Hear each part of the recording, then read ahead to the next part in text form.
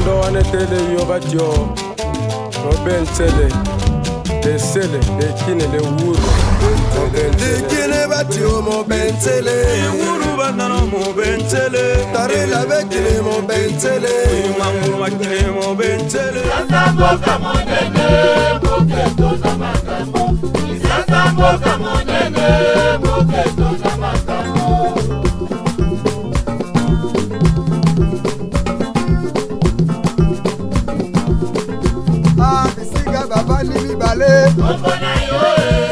Boye malamu na émission na bino bolingaka mingi pirement traditionnel bafumba lobi ya mokolo lelo totondi bino botondi mingi pe topesi bino mbote bipai nyonso bozwaka biso mingi penza na Evi Télévision pe na chaîne YouTube Congo ya télévision pe na ba chaîne partenaire na biso oyo balandaka biso mingi Zamo Live Télévision oyo pe apesa makambo na bato nyonso ya poto bayebi lolenge nini bapesa confiance pe vraiment longonya mingi na émission oyo poto bimiselaka bino makambo ya solo to fungola masoma biso ya pokwa lelo pona ko signaler bino ke depuis chef Mucho oyo ya village Bingi akufa depuis le 31 décembre 2021 ti na moya lelo nano ndoto na ye ekita na se ya mabele te, c'est-à-dire bakunda yango te yango wana esalaki epesaki penda ndingisa na grande famille to pe na famille na ye mobimba bayeba kosangana kuna na bibwa epai wapi na mikonga plutôt epai wapi famille to ba membre ya famille bayebaki na kopesa makanisi ndenge nini bakoki kokitisa Kondo Mucho na mabele ya bakoko na ye kuna penda na village Bingi na commune ya Nsele. Tolanda image et commentaire. Depuis chef coutumier ya mboka Bingi akufa papa Mucho. Dans mon parcours sur la terre, tout peut sombrer. Dans ma marche pour le ciel, tout peut sombrer. Esengeli boyebaki depuis le 31 mokoka lelo ezali kokende 6 mois oyo nanu ndoto na ye eyeba na kokota na se ya mabele te. Esengeli boyebaki lobi dimanche famille to pe ba chef ya clan oyo surtout ekumbamaka na ye moko Jocelyn Kuru ayebaki na kovandisa etuluku ya bana ya famille pote basilisa makambo ya bobseke ya fumu Mucho. Esengeli bosimba pe boyebaki ba autorité politico-administrative pe militaire bakisa pe policière bayebaki na kokotisa correspondance pa ya madame la bourgmestre ya commune ya Nsele pote ayeba na ko rendre ba hommage le plus mérité na ye moko chef Mucho oyo akambaka village ya Bingi kuna na commune ya Nsele. Mwana mboka le vice-ministre ya intérieur sécurité et décentralisation pe affaires coutumières son excellence Molipe ye akomelaki na gouverneur pe na mama bourgmestre ya commune ya Nsele pote bayeba na ko sécuriser njoto ya Kondo Mucho oyo bakokende kotika na dernière demeure na ye kasi na mboka ya Bingi epai wapi ezali mabele ya bakoko na ye. Boyoka communication oyo chef ya famille Jocelyn Kuru a sololi. Ba résolution ni bozui. Bon, ba résolution tozui que ministre déjà abimisi mokanda pesa instruction pa ya gouverneur pour que azo ba disposition utile pour na kokunda ebembe ya muto en tant que chef coutumier ya village Bingi. Alors toye ko sangana awa poto yeba nini gouverneur akoyebisa biso mokoloni na boyebisa biso ba disposition sécuritaire nini azui pour que tokende kokunda moto pe to remplacer chef na biso mususu. Depuis le 31 décembre Kondo Mucho atika biso fumu tilelo qu'est-ce qui manque que azala vraiment kokundama bonne et difforme na mabele na. Bon, au moment de son vivant, il était combattu par ba usurpateur. Ba usurpateur ba ya pona koteka kama mabele ya batu ba s'occupaki na yango, c'est pourquoi tolukaki nano ba balayer terrain pour que tout le kokunda moto dans le calme. Au moment tous allons en état de droit, chef de l'état azali ko prôner état de droit, ce qui mutasali o mabe, biso ko ndi mateto zongi sai mabe. ya on to linga ki na procédure normale ya l'état a aider biso pour na nettoyer ba kuluna wana ko bengana bango et puis to kende ko kuna moto pour ko permettre de remplacer chef. Croyez-vous que enterrement ya Fumu Mucho ekoya dans un bref délai pour ba Fumu ebele ba ko tuna ngai surtout mingi na miso ba Fumu balobi et ça vraiment couper sa passe. Bon, problème ekoya et pas ya gouverneur puisque na moni awa na mokanda ba sengi dans une semaine après ça bango suite. Alors biso na tokuta na été na qualifié au courant de la semaine donc le kato kutana yeto yeba ayebisi biso ni eto salani. Boyende ezalaka tosengi na ba autorité nyonso ya mboka na biso surtout plus particulièrement militaire tant policière bayeba na kovandisa stratégie ya makasi bote njoto ya Kondo Mucho ekota bongo na village ya Bengi pe ekundama na kimia tikate molimo na ye epemia na kimia.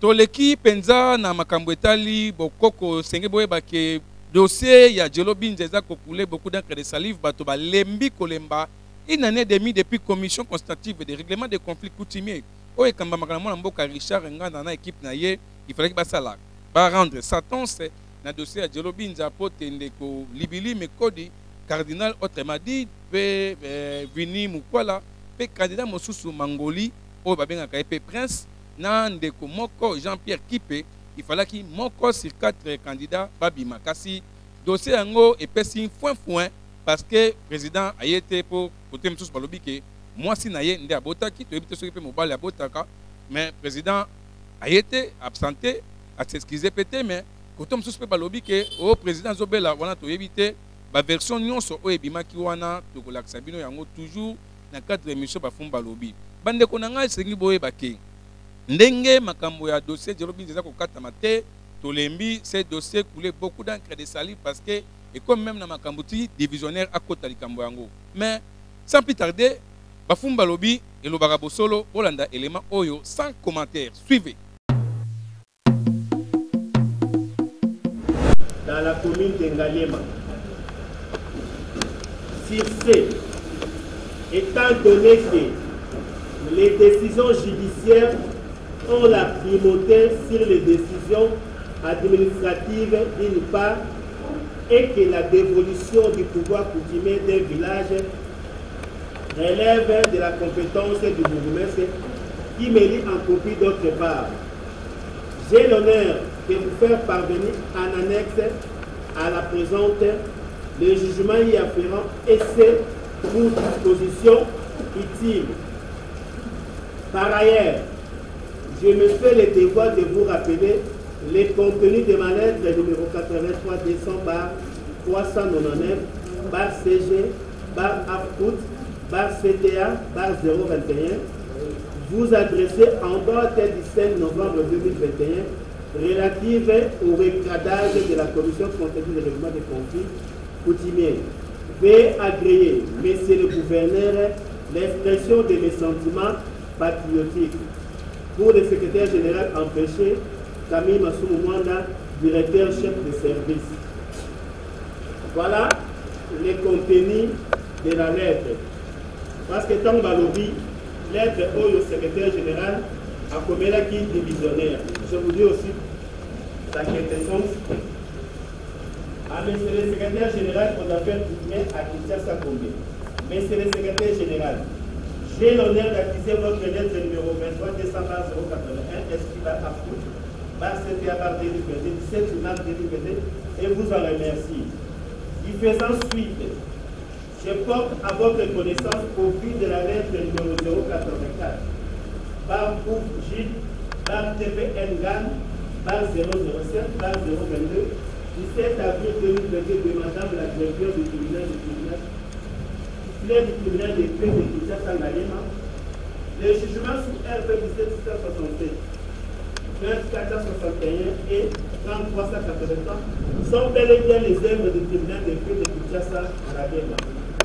En annexe, les photocopies certifiées conformes des 10 jugements, veuillez agréer, monsieur le secrétaire général, l'expression de mes sentiments distingués. Voilà.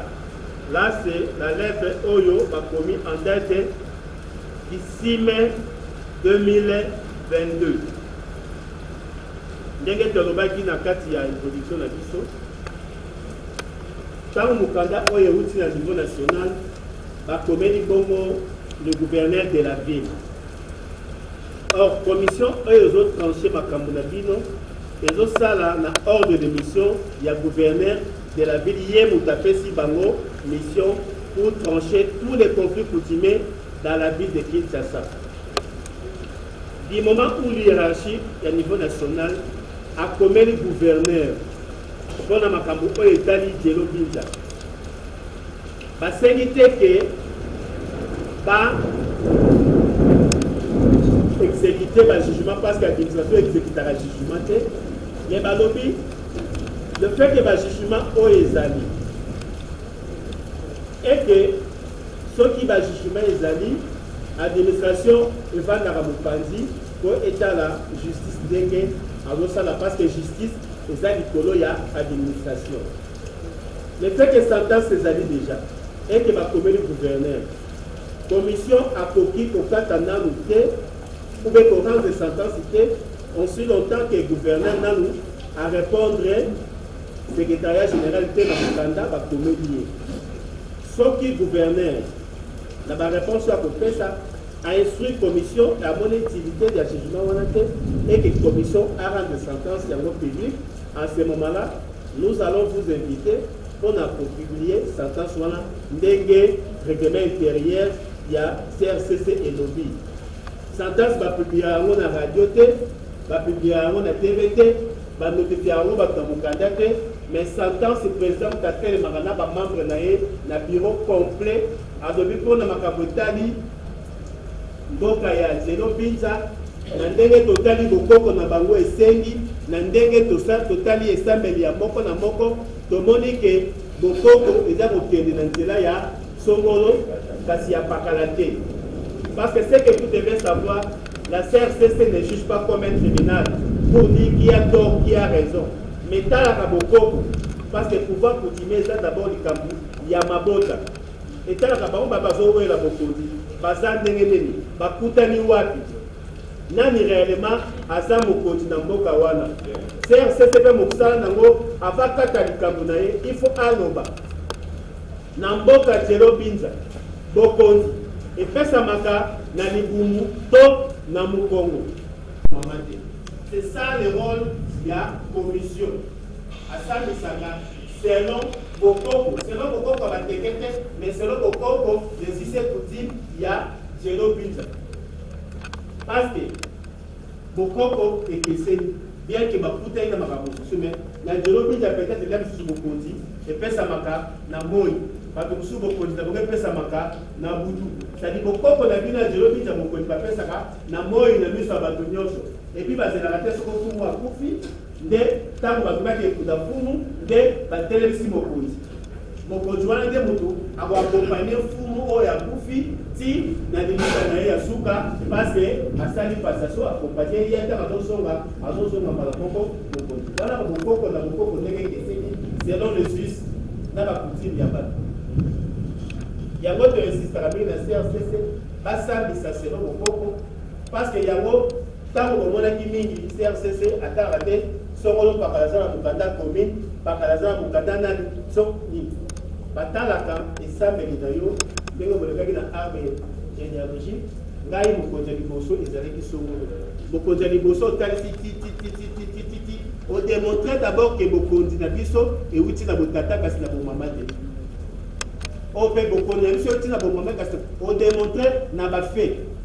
Parce que vous, à la première chef de que Dielo Binza des Amboka, il va jouer à haut lobby. C'est-à-dire, lobby, biso, ba membre nyoso, biso, ba la division, na ba membre commission, donc tout dans la division, pour que le monde n'a pas gouverneur, pour n'a pas utilisé l'état du Mokanda, pour que soit instruction ou SND. Parce que sentence, commission ici, Vandaki, sentence, ils ont déjà. Parce que la commission a sous la problème.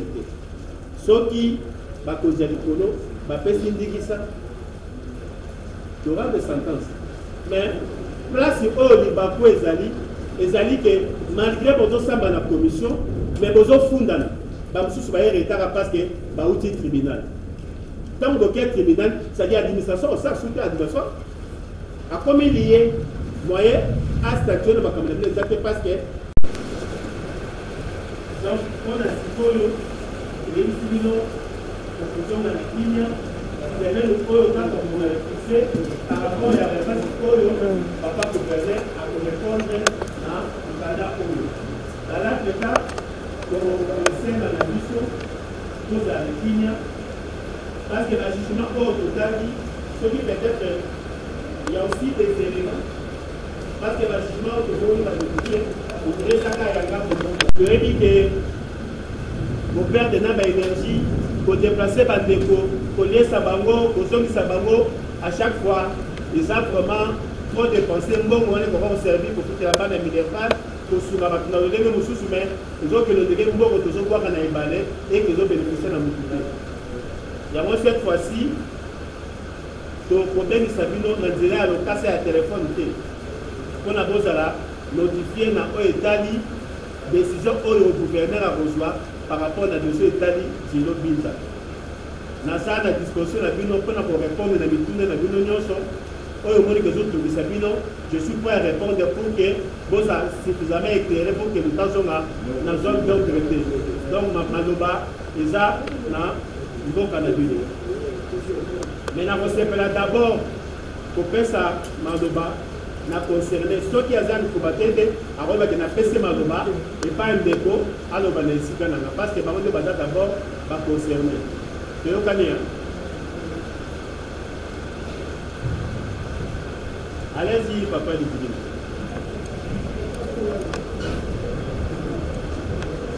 Merci divisionnaire la Bissou. Binombe bateau. Les autres tambaku sur la tour. La banzi ya liboso na koloba Congo tongama na mutu moko te Congo c'est la chef de l'État vu la question de la gouverneur à ville biso ne sur le rapport il y a rapporté la gouverneur apporté la chef de l'État mais boni je le binza depuis 54 pour éclairer nyonso kolobi nyonso ngai depuis 2019 nano na sala acte ya mapete mpona bana ba l'État nano na tinda pe batute beaucoup kanda pano mais naza victime ya makambo ebele. Moi je croyais que la commission a eu pour régler le conflit n'a pas la peine à kimia na ngai banda ko ya na nga si famille bani singai naza victime ya mutu na banda ko wana mbongo teke na caisse na nga teke ba partenaire na village nantal ko isa boka grand-père na ngai tango ya ko pas ça ba continuité libota eno pa mingi fona so bisa na 41 car l'État peut aya tongela biso village na biso ba wumbu esonga na veni ba wumbu mais lelo mingi ba so yiba na mabele na ba frapper 41 car mais na robaki na ba centre de justice ba keinga na promobat 22 hangar ya ba partenaire oyo loyo naza na même na mbongo na so bisa biloko wana exacté nazala ki toujours na maîtrise na bino zela ville a réglé le problème. Ce qui s'attend, c'est limite pour y avoir maintenant. Donc, il y a l'eau de Sikango, il y a un partenaire pour Bayaki pour Solanangai. Là, il m'a la communication moko, liste non la part, on a le long ngai na comme victime maman botara nga boité mais la tika na liste moko état de droit na major na colonel ko ya buka nganda ko wana longange nalo bakanga ite na auditorat ti lelo abuki nganda ba munene batoboni ngai liste na bomo na liste moko mais azaki toujours na maîtrise donc c'est la commission a réglé à faire rapide pour que na bato ba yeki na ba moyen na bango na fandisa bango et puis l'état a soit parti ya mapela tongela biso village natal lelo biso ba wumbu ya chelo binza ndenge moni ba fandi wana misula comme ba locataire. Mais moi je croyais que l'état de droit les longs de pour et pour régler le conflit au pour que la famille n'anga ait son assurance ya mboka na bango l'état peut récupérer dans ma ville autant que ça la misala va les repérer sa population n'anga avec misala à ça la mais depuis que la commission d'arbitrage, ça fait 1 année et demie. On a dépensé. Tout dépensé et payé. Nous avons frappé le livre à mon frère. Mais d'abord, il faut se faire justice dans mon frère. Que ma belle est la été, la ligne qui a fait des documents. Comment mon tu vas vendre la famille? La famille est précise les candidats qui sont. L'État, pour combien de temps a confirmé pour qu'il y ait accès à l'État. Et ça, c'est la vérité. Les amis qui connaissent ce qu'on appelle l'État. Dans ce moment, papa la population chef de l'État dans ma belle à Sangamamba. Plus de 40 parcelles à déguerpir le bateau. Mais moi, en tant que chef de la famille, pas de singalité. Population, il y a chef de l'État, pour la zone qui sont dans la bande. Population de Vandi, c'est la Nungaï, Mukanda Nangaï et Bima. Soit Mukanda et Bima. Parce que Tchelobinza, quand on monte Tchelobinza, Tchelobinza Yalo. Jean-Pierre, avant de Tchelobinza, c'est mon fils. Donc, moi, je place mon fils. Non, mais il y a pour ça, c'est qu'on a une Jean-Pierre, comme c'est de la raté. Mais, Toye Awawa, là, il y a un bango. Tu expliquer l'histoire tout claire, il y a un bango. D'accord, parce que va connaître un gars, alors, on a lobby d'un gars mingi. Tant que divisionnaire, avec tout le respect que je vous dois, l'entité n'a eu. Les lots sont comme ça, les Sikawana. Pardon. Les lots divisionnaires sont les Sikawana, nous avons évacué au Salama. Et puis, on s'est dit qu'à côté pour la CEO, que va se faire divisionnaire, la CEO, parce que par rapport à la bagage, c'est-à-dire qu'on s'est dit capable de gérer la Kinshasa. Le temps de soit pratique à la Manalaï. Mais les locaux, autant la journée de doyer. Donc tu te dis la doyer pas vraiment doyer. Mais on a vraiment déçu. On a déçu notre famille, on a déçu. Les locaux, il y a beaucoup de sanctions sur la commission. Ce qu'on dit, identifier mon client, c'est Yonan, on va pas nous là. On va dire maman Zani, on va la famille qui peut, il y a un rôle sur la banane. Les locaux, attends, là, il va après ça monter au compte. Il a besoin de faire la cimetière. La zone à bateau, mais ça, je le dis, ça n'a pas si monter, on a besoin de toucher. Pour considérer la bateau, la cimetière là. Mais, les gens ont parti sur les alliés. À partir de là, les alliés. Donc, on a la commission dictionnaire, la foule, la pause à la quitté. Donc, on a la chaîne qui est la mission à la chaîne à la Mickey. Donc, il y a un mec. Donc, on a la montée, la téléphone, la bénie, comme un bon, à cause de moi, on a sauvé là. C'est que bon, on a que l'on reçu la bateau. Alors, Tonémi. Mais, merci. Donc, pour exemple, quand vous avez une hiérarchie, vous voyez, c'est une hiérarchie. Bisso, Tchelobinza, Tosongi Namawana, Bisso. Commission d'arbitrage, et ça pour nous régler le conflit. C'est la commission de chef coutumier. Nous avons le chef coutumier famille Tchanga en 2019. Pour nous avons l'Ongolangaï à Zate. Le mec qui va faire pour faire Kenda, famille Nangaï et l'Ongolangaï. Commission d'arbitrage et régler le conflit. Mais nous avons toujours ici. Tu vas moto mbangu boya to sisa makambo mais to komi awawa to yoki se komi la contradiction jugement non juge coutumière assez efficace que juge pénal soit juge civil juge coutumière ndiaza li juge oya tetera likambo na santé lelo yo na isika oyo lelo commune ya nonga fula epesi esika to ya pour régler conflit tozo ya calmement na boya boy o ayela bata bapati ayeko ngai mutu nanga simba ka mutu mais ngai naza victime babuki nganda pa monene parce que spolenga mabele pa mutu dingi avant d'aller la salle na fundi ye devant même la juge à la salle tel garçon azo koteka mabele kuna na boye ko kende na sangana e ko ba carte la sala tout na boya ki na lingi na tikata mais ce que boni mutu ofanda mabele on est la biso village c'est la biso mais le kamute o ya sali kolo azali juste o ya sali kolo Yemoko ayebi na oyo salama ce qui m'a gouillé sali bobo misaba famille na bino bobo misaba fille na bino ba koko ba bonne ya chine qui peut bien le kola la papier à côté kati na nga oyo ba bébé samboka Tchelobinza a vous la victime merci dictionnaire la suki bongo mais merci na pas nyonso mais likambuté l'état sala oya moniko sala ce qui était des deux ali au sala merci. S'il vous plaît, papa, je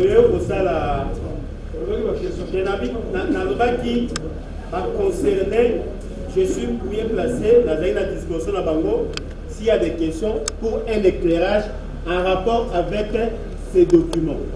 Il y a un autre dossier où ils ont un rapport.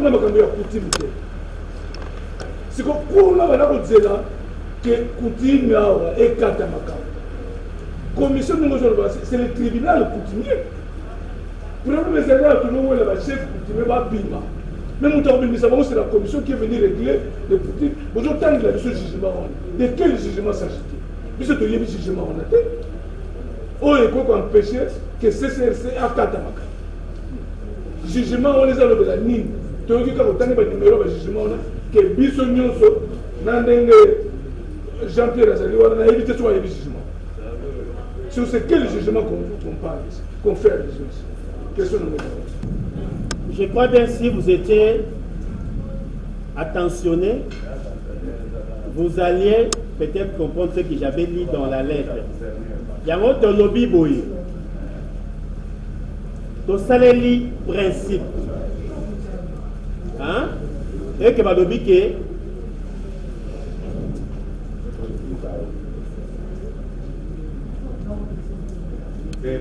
les décisions judiciaires ont la primauté sur les décisions administratives. Vous comprenez? C'est-à-dire, vous comprenez? Parce que les kamba ya coutume, les kamba bokondi, etali bokoko.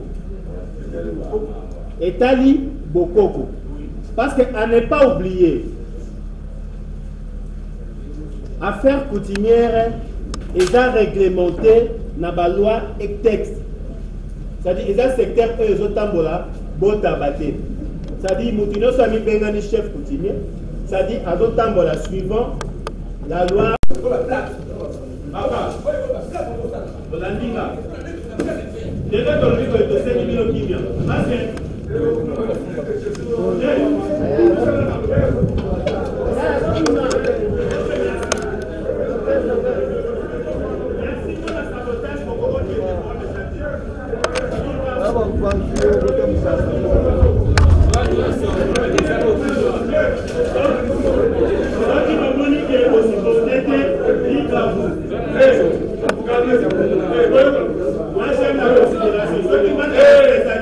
Si vous n'avez pas vu contenir,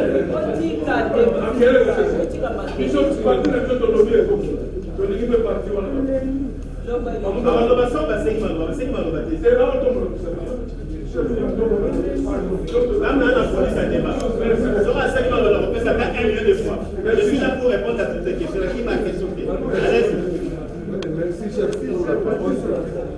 Chef, c'est moi j'allais par rapport à la document, la question de Yebi et tout ça,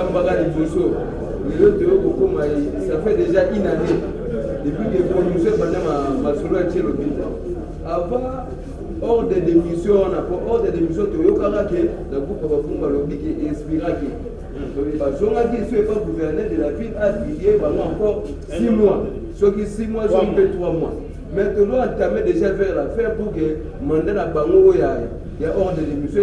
Il y a 3 mois, on a payé ici là, on a payé ça 10 jours pour que va vider les tiges. Il y a Djelo Binja, il y a village India, il y a Ichouane. C'est-à-dire on avait accordé une dérogation pour ces 3 villages parce que Bayoka et Tikalaka avaient sans sens.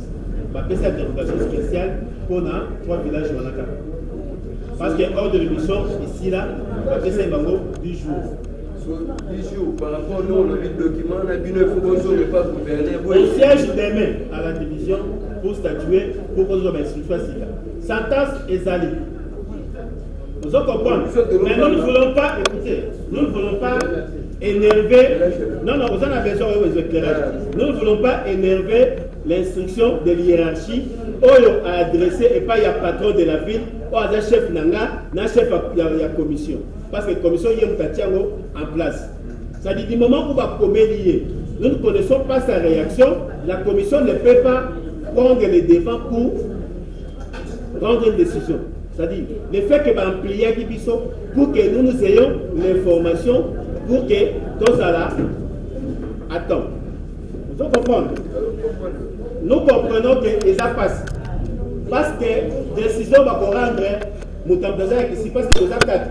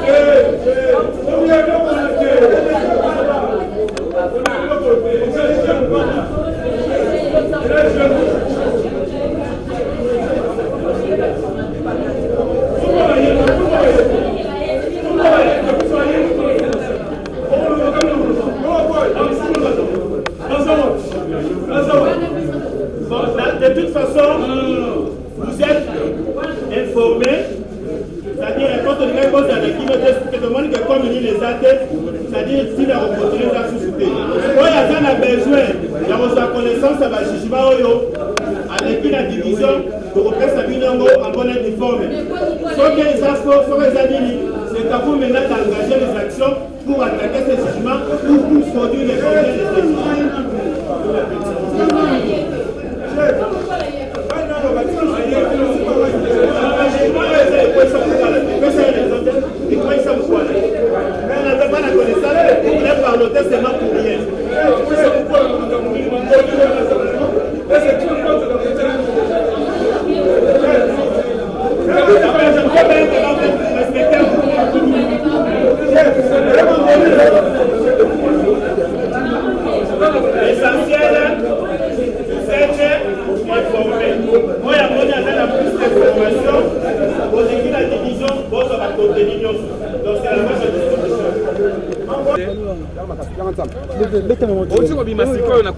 Qu'est-ce qui ne va pas par rapport à sa transe? Au Moni, c'est la gouverneure de la ville Makambo. Pour Mbongo Bolier, télé la gorge. Pouvoir coutumier dans la corruption. Bafouta Mbongo, t'es pas comme ce chef coutumier. Ce qui, ou bien, il est président de la commission. Namboka na bateke kuna outil. Azala jalou na ngaponani. Namboka na bateke a outil kuna. Nana chake chef coutumier. Famille. Abo au gouverneur c'est Makambo. Mukonza mboka lingine kimia na mboka. Soki balingi na pesa bango fongo la cimetière, na pesa bango na famille kimpe. Na okeleti l'hôtel de ville na pesa bango fongo la cimetière, na pesa bango ta famille kimpe. Ba diriger na ndenge na. Et là Makambo la cimetière te le fait ba kata sentence parce que baloba ki mingi na bafumu balobi. Sentence exacte parce que lettre outil soit disant na secrétaire général. Mais problème na yo za nini? Loba pas baloba. Biloko baza ko créer mboka ezotambola malamu te. Na faire coutumière mboka etambola malamu te. Comment ba faire marcher biso de temps? Ba moment nyonso, ba jour nyonso. On est quand même mais tout ça batou quand même toujours souffrir pour tambola ko yaka na famille. Liloba su les nini? Liloba ya suka pouvoir coutumière bazo ango pe na l'état te. Tout ça qui commission d'arbitrage il y a à régler conflit. Ba moni déjà nyonso. Ba promettre biso le va okata sentence. Le loboya lobby mais to lembi. To 5 états de droit ya mokonzi mboka. Ata ba PV to sambela. Ye moko mokonzi mboka a réagir parce que biloko yo e commis na corruption. Ndenge commission liboso de kaki ko pesa ba mbongo. Alors pouvoir continuer à la famille na cimetière na bino. C'est ça moi l'idée na mbega chef coutumier ngai mo côté c'est famille changa depuis 2019. Merci. Otala ba PV wana bino ba pandia sango. Mais eloko na bisi bino. Il y aura une grande tempête dans la ville à Kinshasa. On va promettre que nous date à l'époque. Ce qui va être solution dans 48 heures. Beaucoup de gens ont dit que Pierre Rabi Masiko là beaucoup de gens ont dit salama. Trop c'est trop. OK na bourgmestre na bino boche. Aki on confirmer mutu bosusu. Trop c'est trop. To lembi. Merci. Yenge.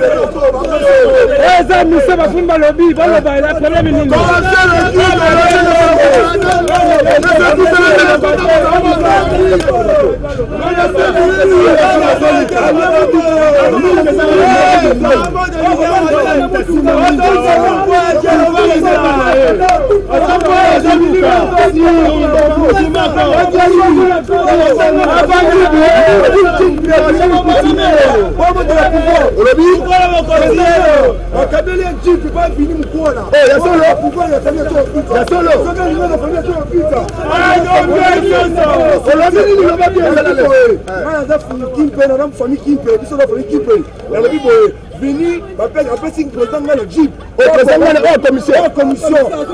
Pour la plaquette de pouvoir voter. Il y a un bayette. Il y a un bayette.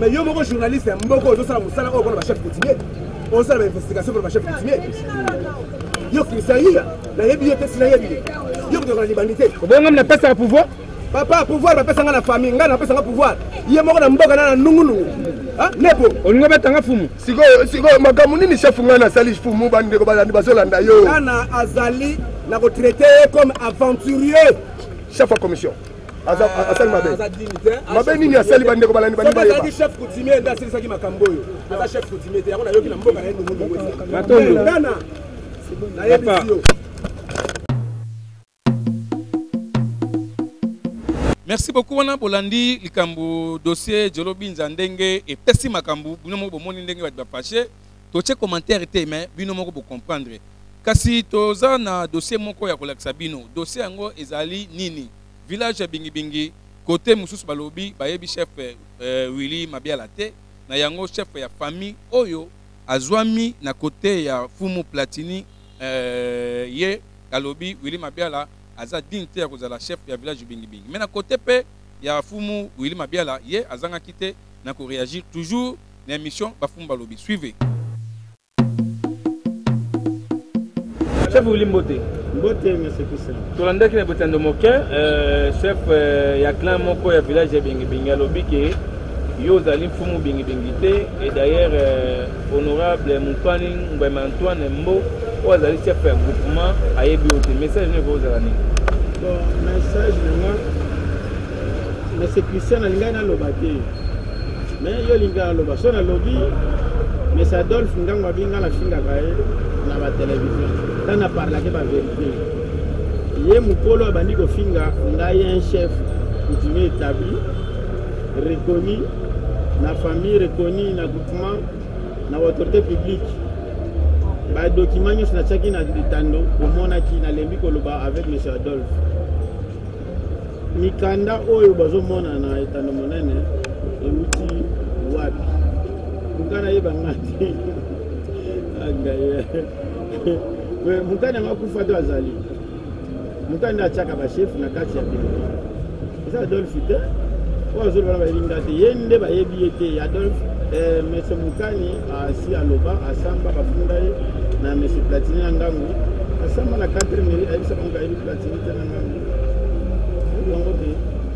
tote ko dernièrement correspondance ya gouverneur et puis il y a vice-ministre pour apesaki yo bokondi to ba confirmer ki hôpitaux mais do senga nini pote lelo vérité et bima batno so ba yebaki ndenge ezali wana ndeko Platini ezali fumuta te ndeko Platini babengaki bayebise déjà za fumuta bayebise pe lelo to bayebise kala na ministère to samba kozala kati babengaki biso famille Mutio babengi famille Mabiala babengi ba Platini batali mikanda Platini c'est kaza intérimaire eza makambo na tala makambo Mutio lelo Mutio azwaliwa na nzela ya bandeko Adolphe bo azo babomaka bato te so lelo Mutio akomi na liwa papa za mukolo akene mboka kozwa mboka na bilamba nde babengana na Adolphe na Platini na mboka bakati machete nana yebi yango tiki bakata Adolphe machete na mutu na âge na ye wana akokozwa so mbule combien nde memi na bamaladi ti yake okufati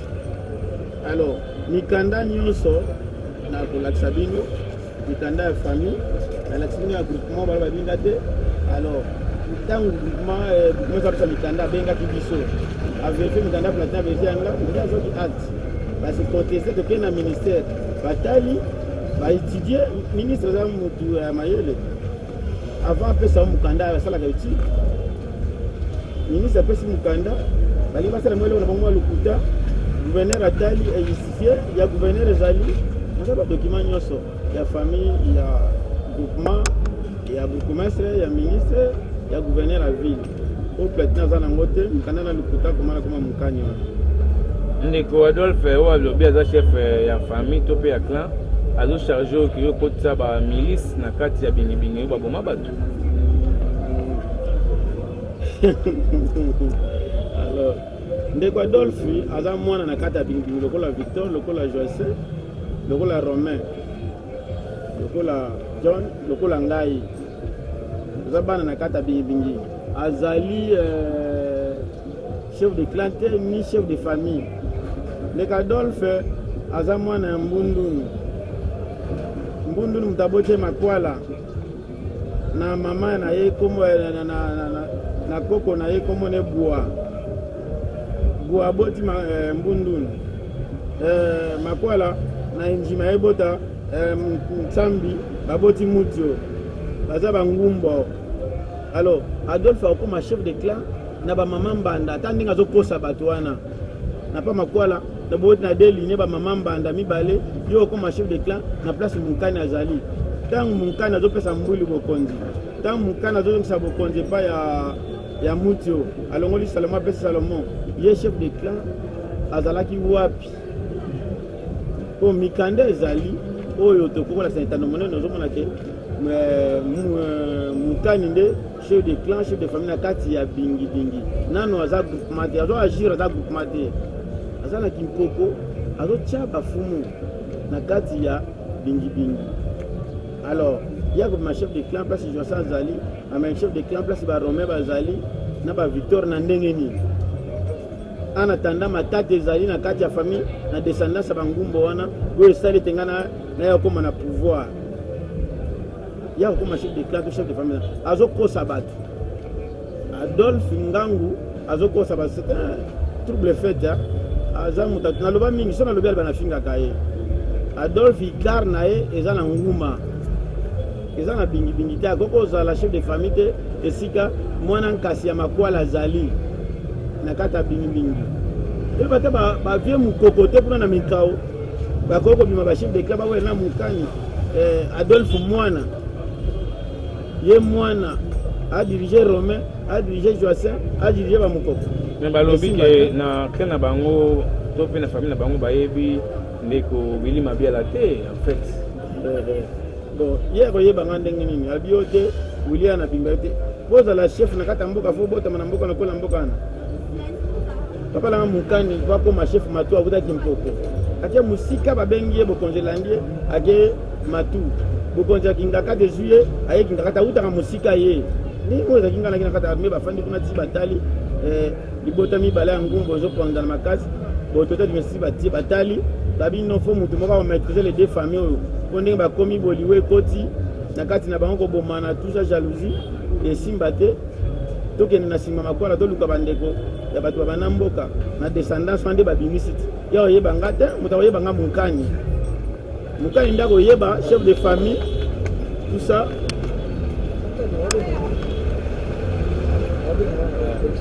Mukani ndako yeba chef de famille chute na ngol sila. Mukani ndako yeba chef de famille yende chef de famille yeba ke na libota tel comme matata tu na zo mutu na coin tel. Voici ça. Nini comment dit déjà na nini na rébellion milice kota kuna ngangwa chana na bosana mukilimo bimba bata ministère bakenda kuna babeta makabanani asoma basaki marché de kotaka botote batena komi babenga na réunion badol na ba romain akimi balimba kangaye asa ba problème sérieux asa 30 secondes ya kosukisa rolo bani na bato balanda 30 secondes bon pona kosukisa na esi bango que ba document nyonso eza déjà arrangé et suivi. Il y a un problème de sécurité. Alors, nazo ya mboka population fanda kimia. Bati ko la makamba lokuta Adolphe ayoki moto. Adolphe ayoki moto na bakisa chaki na mboka ayoki moto na déterrer ango na fandi tanga zo bakie nazo bakisi ngala na kisite ya linga ki fumo za la misu mibale. Fumo za la misu mine ngala multiplier ango 8. Onde na bisi batu pona bibi nazo libérer bingi. Pe semaine prochaine nazo kunde bembe amucho na kati ya bingi za mboka ya bakoko na ye. Na mission oyo Mukani apesinga pona ko délivrer bingi na kati ya maboko ya Adolphe Ndangu pe mwana Kashine Platini na délivrer bingi famille nyonso ya bingi oyo auta bingi nao bafana na bingi bazozonga mboka bango nyonso bafana na kati ya mboka emona ntole amona nipete to fandi o maloba suka na lobi yango wana Adolphe atika kokosa na TV ikarne za na nguma ati kokosa ba matondo mingi chef. Merci beaucoup to comme na suka ya émission na biso to sepeli mingi na ndenge bozwa ki libaku ya kolanda biso na ba réseaux sociaux na bafumba lobby na internet mingi na adresse Congo ya télévision pour bozwa ka ba plus ample détail na kati ya internet parce que nyonso pesa to bimisaka awate parce que la télé eza pe na ba déontologie nango. Merci mingi na Michel Kayumba wazaki na sima caméra pe na montage ya Yemoko l'expérimenté Blaise Belongo. Bino bat bozwa ki baku otika malamu kasi toko kabana te sans que to remercier ya biso DG Semaine nguma ya télévision oyo apesa espace pote bafumba lobby ya République démocratique du Congo pourquoi pas ya Afrique mobimba va s'exprimer librement. Otika malamu o mabota mabino. Bye bye.